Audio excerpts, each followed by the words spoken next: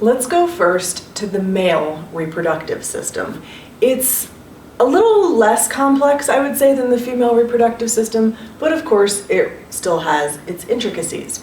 So in the male reproductive system, right, we have the external genitalia, and again, most of the anatomical structures you'll be learning in lab, but a couple things that are important for the physiology. So one is that the testes are actually located outside of the body, right? So they're in this sac called the scrotum, right? And this is purposeful, right? This gonad is outside of the body because sperm production and development and health is best at slightly cooler temperatures, cooler than body temperature. It's around 2 degrees Fahrenheit cooler in the scrotum, and that is ideal for the sperm. Now, these layers, these linings then of the scrotum, you actually have a couple different muscles, cremaster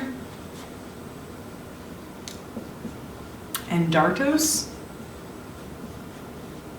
These are 2 layers of muscle that actually help determine kind of how low the testes are, how far away from the body they are, or how close.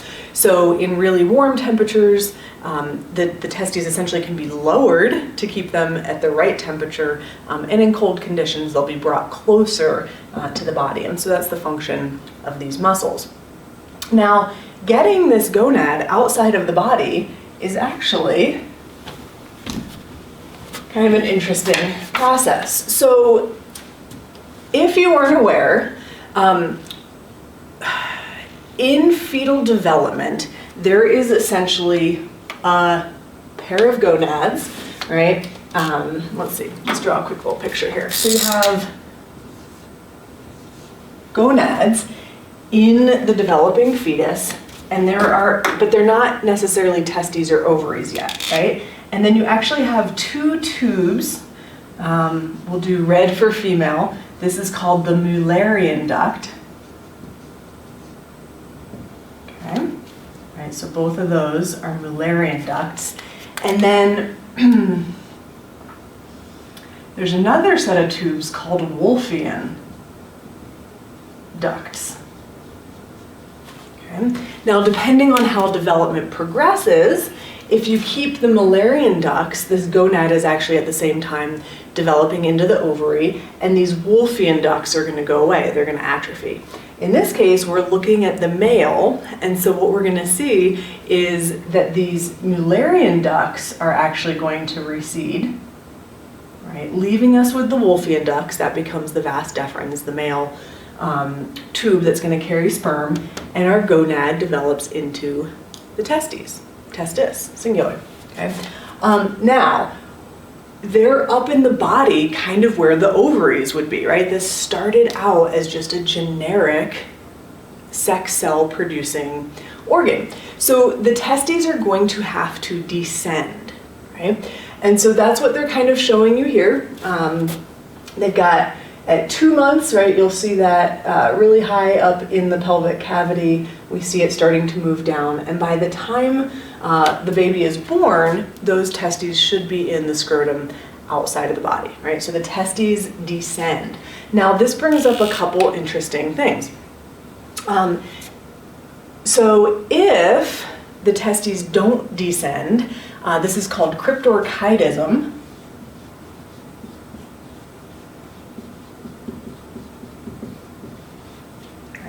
So cryptorchidism is this undescended testes, which maybe doesn't sound like that big of a deal, but it actually can end up leading to potentially to infertility later in life and higher rates of testicular cancer.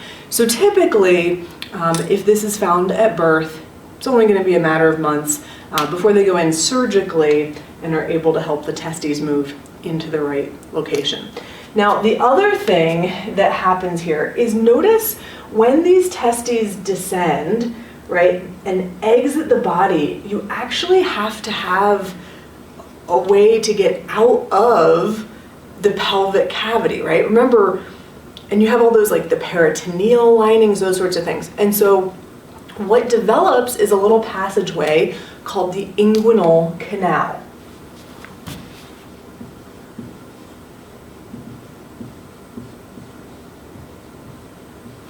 Okay, so the inguinal canal is this passageway that the spermatic cord is then going, so the testes drop through that, take up their residence in the scrotum, and then the spermatic cord is what's going to carry sperm back into the body.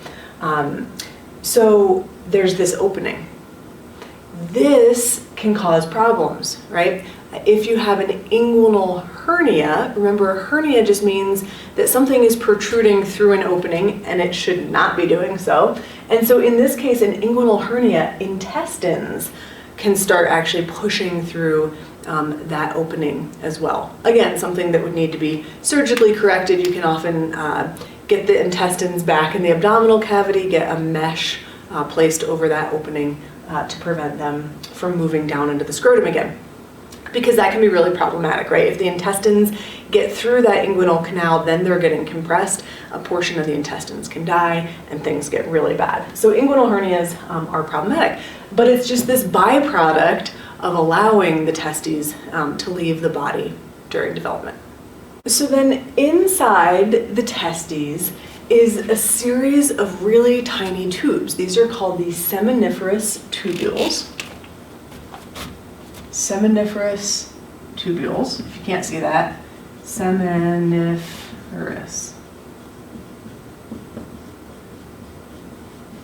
There's about a half mile, right, if you stretch these on end, about a half mile of seminiferous tubules, and this is going to be the location of sperm production, of spermatogenesis.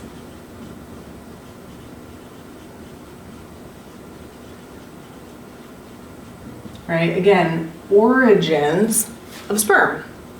Now, before we jump into the particulars of how spermatogenesis takes place, we need to do a quick little review of the two processes that are going to be essential for this to take place. These are going to be the same processes that work in the female reproductive system as well. And those are mitosis and meiosis. Now this should be review from Bio 1111, and if you thought, when you were taking that class, if you thought, I never need to know this again, here it is, right? This is why we teach it in that class. But if you've forgotten, mitosis is cell division, particularly nuclear division, where the goal is to take one cell and create two identical daughter cells, right? This is a process used in the body to repair, to replace worn out old cells, to replace, say, something like skin cells that are constantly being shed, right? This is mitosis. So here's your reminder. When a cell comes out of mitosis, right, it has all of the chromosomes, but they haven't been duplicated yet. Remember, in interphase, that S phase stands for synthesis, DNA synthesis. So each chromosome produces its sister, right? So remember, right, each of those chromosomes are just exact copies of themselves, and we call them sister chromatids.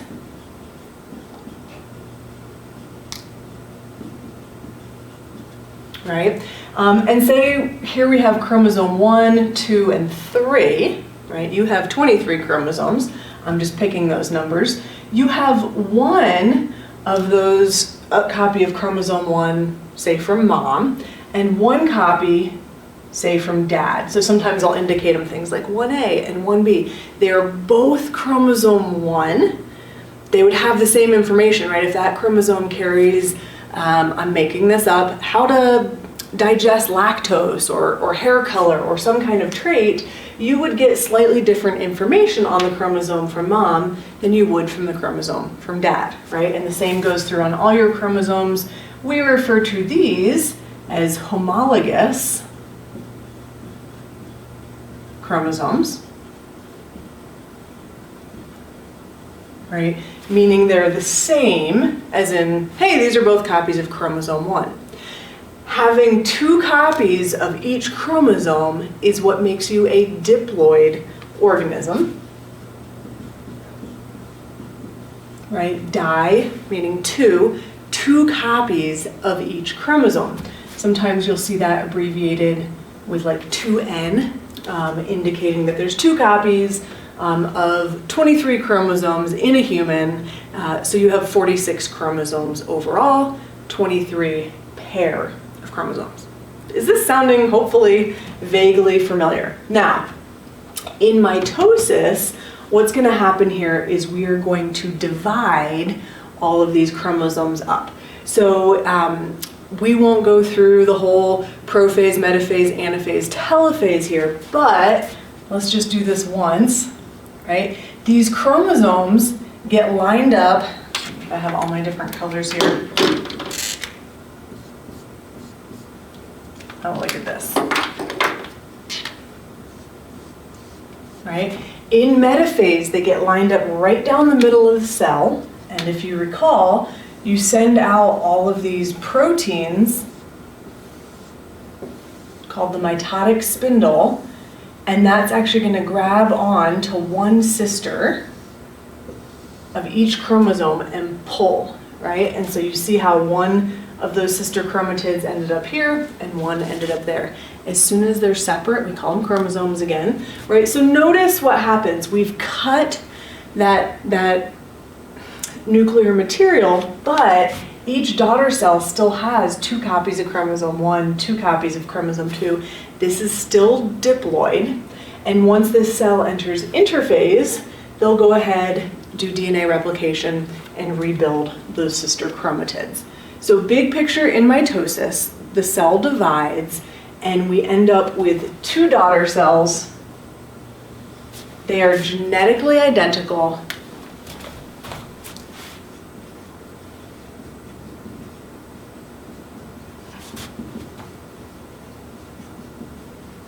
To both each other and to that parent cell, and the cell is still diploid, meaning it has 2 copies of all the genetic material. Okay, so that's mitosis. Now we do use mitosis in the production of sperm and eggs, in the sense that you have stem cells that are waiting, say, to become sperm. That stem cell undergoes mitosis. One of those cells is going to go through meiosis to make the gamete. The other one stays as that stem cell so that it can undergo mitosis, right? And one of the cells works its way through meiosis. The other stem cell stays behind, right? So mitosis is important to keep replenishing those stem cells that are going to be the origin of these gametes. People always forget that, right? As soon as we say, hey, production of sperm or eggs, people think meiosis, right? Which is true, but mitosis is important as well. So here, right, let's do a quick review of meiosis and then we'll jump into spermatogenesis. So meiosis is going to be 2 consecutive divisions. The end product is going to be 4 daughter cells that are genetically distinct and haploid. Right? So we get 2 divisions. The end product is 4 daughter cells that are haploid, meaning they only have 1 copy of each chromosome. This is kind of essential in sexual reproduction. If you each give half, you make a whole.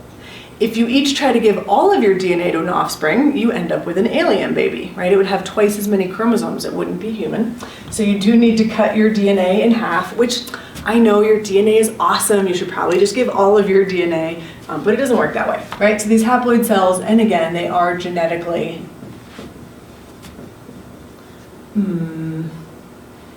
different than that parent cell. Okay, so here's what we got. We have our chromosomes here. We see them doing duplication, so they have their sister chromatids. At the beginning of meiosis 1, right, and actually prophase of meiosis 1, those homologous chromosomes are basically glued together. That's what they're showing you here in this tetrad. And this is an interesting time because what they're not showing you in this picture is you get this process, do you remember crossing over, where some of that genetic material actually gets swapped, right? So this black chromosome here might have a little chunk of this gray, while this gray chromosome has a little chunk of black. As in, the chromosome from mom might swap and actually be carrying a little section with DNA from dad, and vice versa, right? So that's crossing over if that happens in meiosis 1.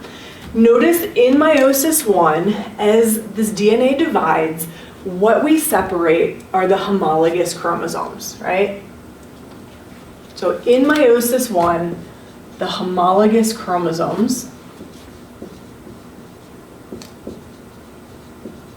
are who separates. Already at this point, our cells are haploid, right? This cell is going to get chromosome 1, the information from mom, while this cell has chromosome 1, the information from dad. So don't let that confuse you. People still see the X and they think, oh, there's 2 copies of the DNA. That homologous pair has separated, and we now really only have 1 chromosome for chromosome 1, okay? Now in meiosis 2, this looks much more like mitosis, where we saw the sister chromatids separate, right? But notice what happens. So these 2 daughter cells are going to have chromosome 1 from, say, mom, and these 2 daughter cells will have inherited chromosome 1 from dad. But here's chromosome 2 from dad and chromosome 2 from mom, right? So each daughter cell, it's a roll of the dice, right? Which chromosome ends up in which daughter cell. Now, the end result of meiosis is 4 daughter cells. Oh, I apparently already told you that. 4 daughter cells, 1, 2, 3, 4, right? They're haploid. This only has 1 copy of chromosome 1, chromosome 1, chromosome 1, chromosome 1. And again, they're different from the parent and they're distinct, right? So this one has black, red, blue. This one has gray, red, blue. Maybe that's gray, orange, light blue. Anyway, each 4 of these gametes then, basically 2 will be the same and 2 will be the same. Okay, that's meiosis. So now, how does this fit into spermatogenesis, the formation of sperm? If this isn't clear, ask me in class. Happy to spend as much time as we need on mitosis and meiosis. You can also, Khan Academy online has some really great resources. So if you're feeling, oh man, I really totally put that out of my mind, you might check those out. Okay, so here is spermatogenesis. Now, lots of kind of terminology, odd words to eventually get to the point where we're talking about sperm, but do your best to follow along here. So in spermatogenesis, right, we do use mitosis. So here's what I was talking about. This is our stem cell waiting in the seminiferous tubule, right, to become sperm, and it's going to undergo mitosis. And so here's our 2 daughter cells from mitosis. This one is the primary spermatocyte. This one is going to stay behind, excuse me, as the stem cell to undergo mitosis again, right? Otherwise, you would run out of stem cells, no more sperm. Okay? So mitosis, to keep what's called the spermatogonia, that is the stem cell. Spermatogonium is singular, right? This is the stem cell. And mitosis gives us one of the daughter cells, which is the primary spermatocyte.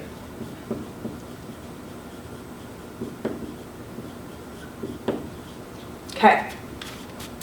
Our primary spermatocyte then is going to be the cell that undergoes meiosis. So here we see meiosis 1 and meiosis 2. So remember, in meiosis 1, we get those little tetrads, any of our crossing over takes place, and we separate the homologous chromosomes. So there's black, black, blue, blue, right? Again, at this point you are haploid, right? You only have 1 copy, and this is what's called our secondary spermatocyte.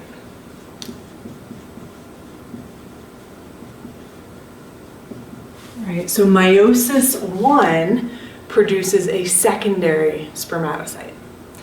That spermatocyte moves into meiosis 2, where the sister chromatids separate, and we end up with our 4 daughter cells. Okay? So meiosis 2 gives us our 4 daughter cells, which are called spermatids. And I know, it's funny, they're daughter cells, but they're spermatids. Now, a couple things here. Notice they're still actually connected a little bit by these cytoplasmic bridges. Cytokinesis, the actual separation of cells, is incomplete here. And we'll see that we actually need to move through a maturation process before we have a fully functional sperm. Okay? So at this point, right, you've made these gametes, they're not functional. We have another process, don't worry, we'll talk about it, called spermiogenesis.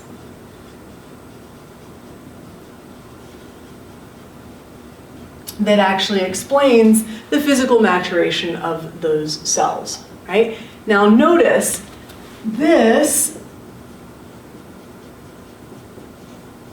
is spermatogenesis, right? The mitosis and the meiosis. This is not my fault. I did not make this up. Spermatogenesis, spermiogenesis is that final physical maturation. But let's see what that looks like then actually in the seminiferous tubules, right? So here's our seminiferous tubule. The center, the lumen, is where our more mature sperm are going to be kind of exiting this process. And so around the outside edge is where we find the spermatogonia. We can see places where we actually are undergoing meiosis, right? The spermatocytes. And then our spermatids, right, who are undergoing that spermiogenesis or finishing up that spermiogenesis, are out towards the lumen.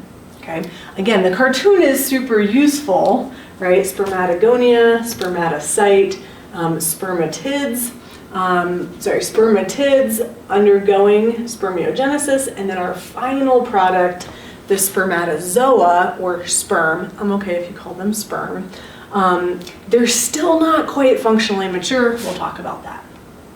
Okay. Again, zooming in, that outer region here, the spermatogonia or stem cell. Here we see spermatocytes, right, undergoing stages of meiosis. Secondary spermatocytes entering that spermiogenesis, and then spermatids coming out the other end, right? Again, the language, it all sounds really similar, so you're gonna have to get used to the order of events there.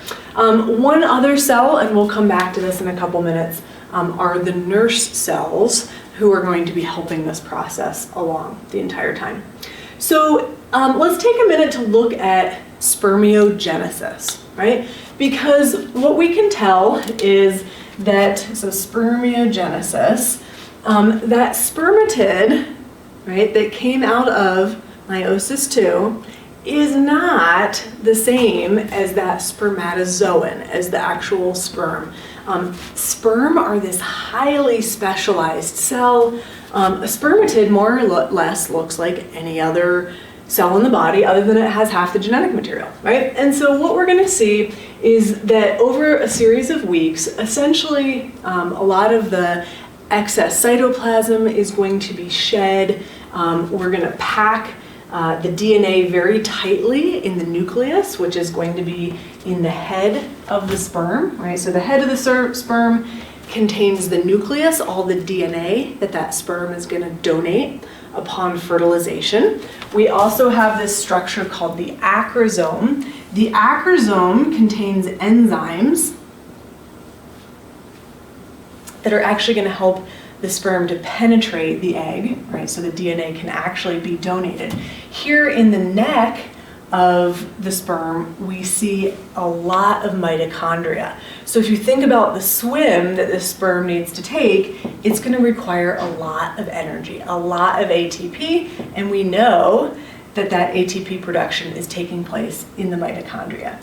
The tail then, this is the only flagellum found in the animal kingdom, right, are on sperm, and this is going to be basically a whip that is going to help propel this sperm up the female reproductive tract. So again, spermiogenesis, we move from this kind of nondescript spermatid, and over the course of 5 weeks or so, we have this fully functional, highly specialized DNA-carrying missile called the spermatozoon, or sperm. At the end of spermiogenesis, basically we have these sperm hanging out near the lumen of those seminiferous tubules. Now, they still can't swim. They're actually not going to swim until they meet some of the seminal fluids, right? Other components of the semen on their way out of the male reproductive tract. So it's actually going to be cilia that are going to carry them, and they get carried from the seminiferous tubule into what's called the epididymis. So the epididymis is kind of this half-moon shaped organ that's kind of cupping the testis there. It's filled with cilia that's going to kind of keep the nutrients flowing around these spermatozoa, and they're kind of hanging out waiting to get used. Okay. Other parts of the male reproductive tract then are going to be important in allowing these sperm to become motile. That's actually a process called capacitation. Right, where the sperm actually get the capacity to start swimming. So here we have the ductus deferens, also called the vas deferens, bringing the sperm right from the testes, from the epididymis. And at this point, we really only have about 5% of what is going to make up the semen. The rest is going to be from the accessory glands. These glands are the seminal gland, the prostate gland, and the bulbourethral gland. And again, this will be more, you'll do more of the anatomy in the lab portion. But as far as physiology here, right, we have very different products coming from these different glands. So the seminal gland, this is going to produce the majority of the semen at somewhere around 60%. And as far as what is coming out of this gland, there's a few different things. It does produce like an alkaline substance. The female reproductive tract is actually kept slightly acidic, and so this alkaline product is going to help neutralize that situation. We also are going to find fructose,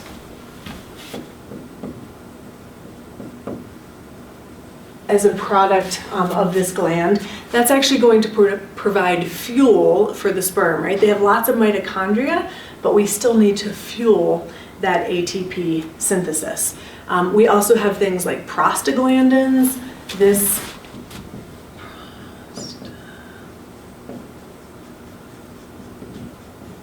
Yeah, that wouldn't be produced by the prostate gland, would it? Prostaglandins, we probably thought so. Those are going to cause smooth muscle contraction, so there's some indication that may help propel the sperm in both the male and female reproductive tract.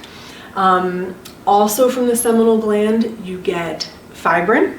It's going to be in the inactive form to start, so fibrinogen.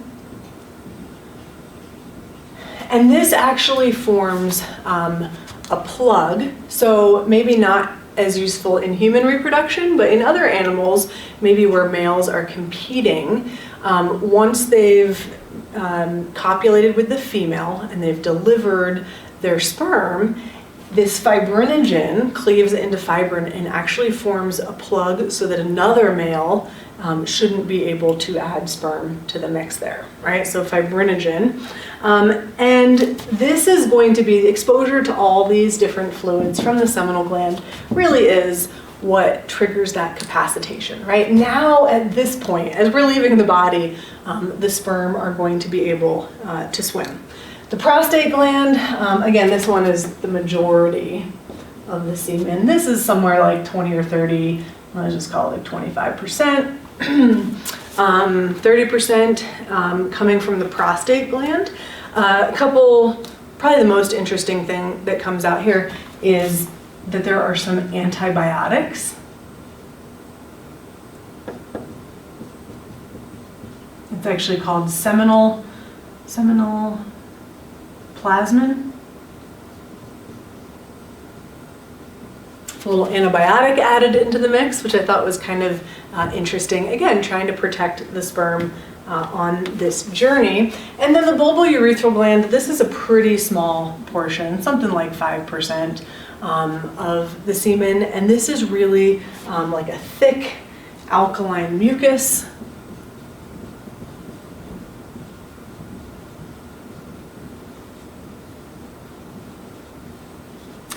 That's going to be contributed there as well. Again, so neutralizing the female reproductive tract.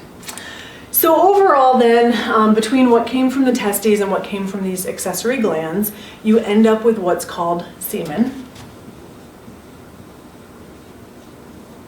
Right? And this semen is going to contain somewhere between 20 and 100 million sperm, which is kind of crazy, right? The products of these 3 different glands, different enzymes, antibiotics, all sorts of kind of interesting things that are going to allow fertilization to take place.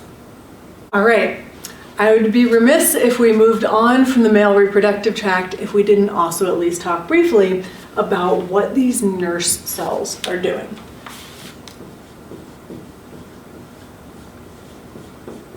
Because they're actually filling a lot of really important roles here in the testes. So one of the things they do is this dotted line here. They're trying to show you what's called the blood-testis barrier. The nurse cells help to maintain this.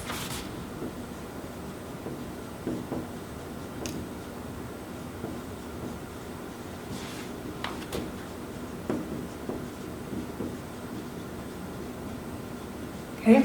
The blood-testis barrier is very similar to the blood-brain barrier, where basically your capillaries here are going to have some tight junctions, and then the nurse cells are going to kind of help reinforce this. Basically, you are keeping the contents of the testes separate from the general circulation and primarily keeping them away from the immune system. So this ends up being very important. I'm laughing, like the blood-brain barrier, where like the brain is so important, like we don't want the immune system, to like cause inflammation and go after things. And apparently the testes are super important as well, right? Because we try to keep that separate. The nurse cells also, right? If you think about this, part of the reason for keeping it separate is that we need a different environment in the seminiferous tubules, and so the nurse cells are going to maintain the composition of that fluid.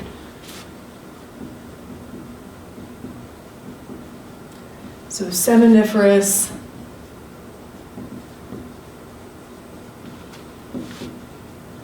tubule composition. Right. So we want a slightly different situation than, say, just plasma. So we have higher levels of androgens, right, male sex hormones.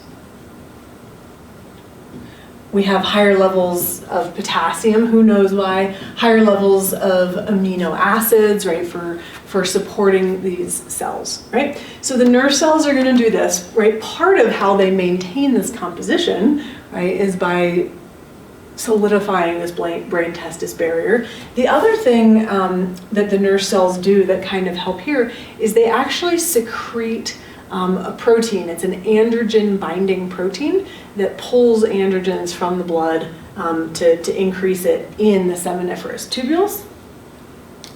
So we can say the nurse cells secrete androgen binding, I don't know, that's hyphenated, androgen binding protein. Right, again, trying to elevate that androgen concentration here. They are going to, nurse cells, support mitosis, and meiosis. And they actually do this in response to follicle stimulating hormone. Remember that one? So follicle stimulating hormone from the pituitary is the signal for how many sperm we need to make, right? Is it more? And then the sperm cells are going to support that. So follicle stimulating hormone, and also to some degree testosterone, can help indicate how quickly sperm production should be taking place. They also, the nurse cells, support spermiogenesis. Right, so that physical maturation of the sperm, when we see this, the spermatids kind of shedding that excess cytoplasm, it's the nurse cells who are actually like phagocytizing that, pulling that away. They're providing nutrient and chemical stimuli to the spermatids to help them undergo this process. And then we also, I'm running out of room. I'm going to erase a couple of these, right? But my list is just continuing on here. We also, nurse cells secrete inhibin, right, which we only kind of briefly mentioned in the endocrine system. Inhibin, we'll see this in both male and female reproductive tracts, is going to inhibit follicle stimulating hormone.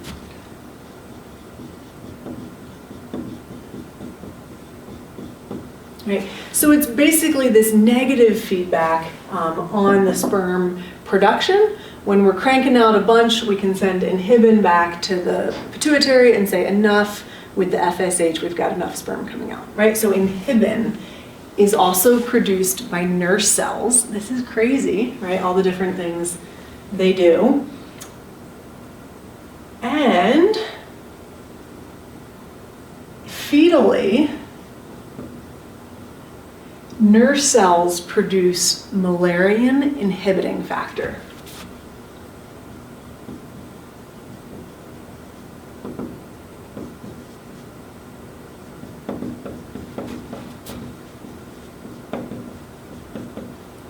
All right, so if you think way back to when we were talking about how you have this generic gonad with both Müllerian and Wolffian ducts, here it is the nurse cells that actually produce the compound that tells the female ducts, the Müllerian ducts, to regress, and we're going to keep the Wolffian ducts, right? We're going to be a male. Okay, so the nurse cells are doing a lot of different things to help this process go along. I should also say, right, then as the sperm are fully developed and enter into the epididymis.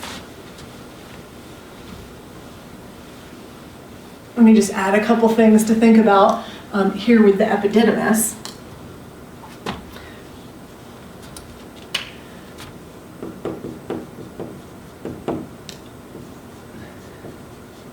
If I can spell it. Didymis. Epididymis. Okay, so the epididymis, again, kind of this storage facility for the sperm until they leave the body. But a couple things to keep in mind here, right? So we mentioned that they have the cilia, right? So this is all pseudostratified, ciliated columnar epithelium, and this is really circulating and producing the nutrients that are going to help keep these sperm healthy.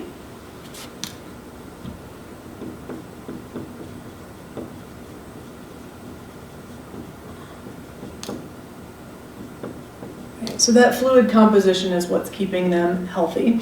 We also see in the epididymis, this is our chance to get rid of any sperm that don't look right. So damaged spermatozoa are actually going to get recycled.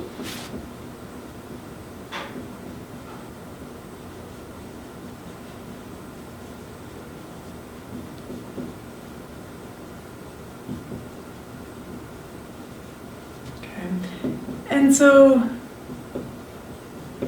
sperm are being protected here.